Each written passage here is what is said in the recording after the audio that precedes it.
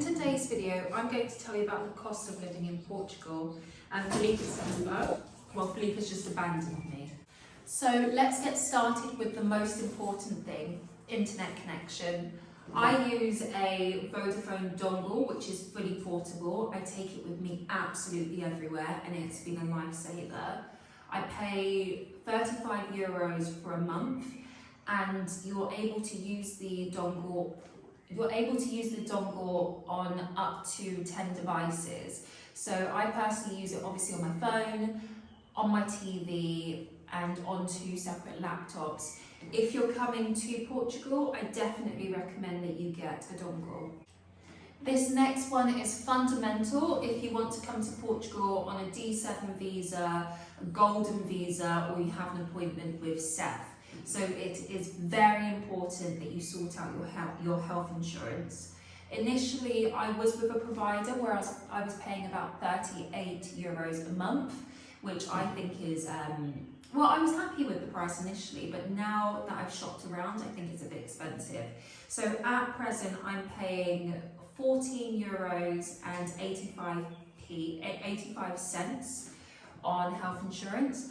I have not had to use it yet, but again, if you want to come to Portugal, you have to have it just in case.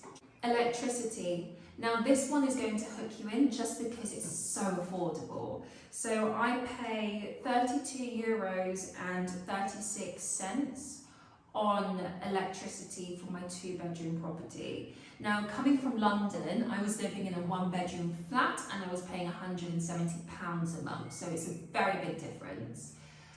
The only thing is, getting your electricity sorted and set up in Portugal can be a bit complicated, especially if you don't speak Portuguese.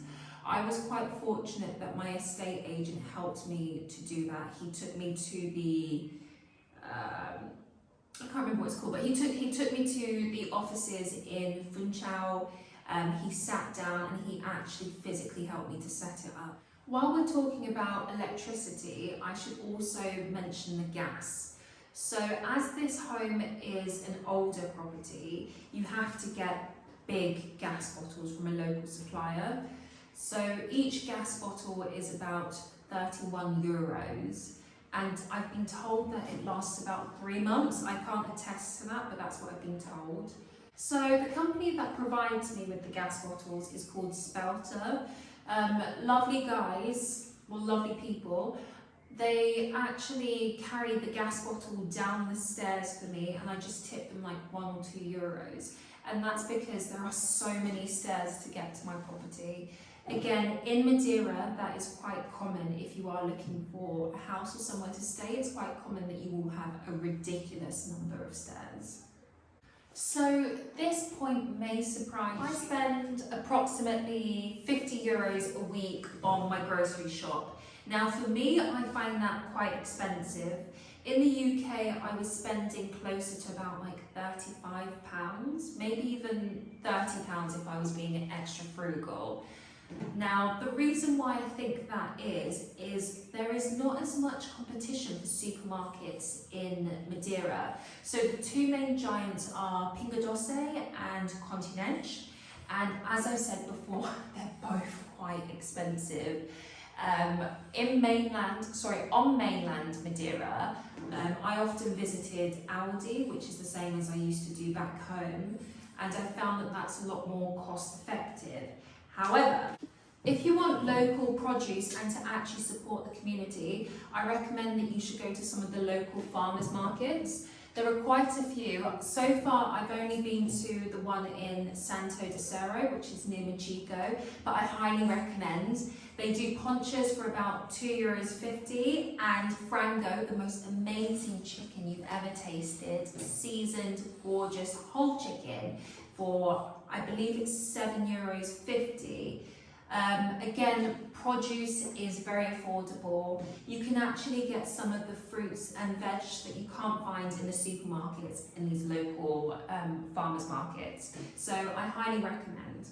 On the topic of food, eating out is actually very affordable in Madeira, Portugal. So if I go out, I normally get like a main, a side and a drink, and I'm spending about 10 to 15 euros.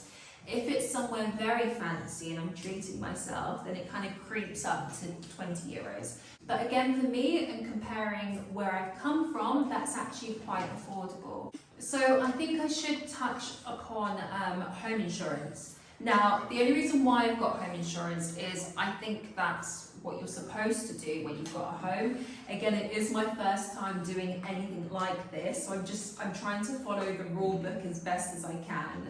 But I spend, where is it? I spend 16 euros a month on home insurance, and that is with my bank. I love driving around the island and exploring new areas, and I've found so far that I'm spending approximately 60 euros to fill up my tank, which I actually think is really affordable.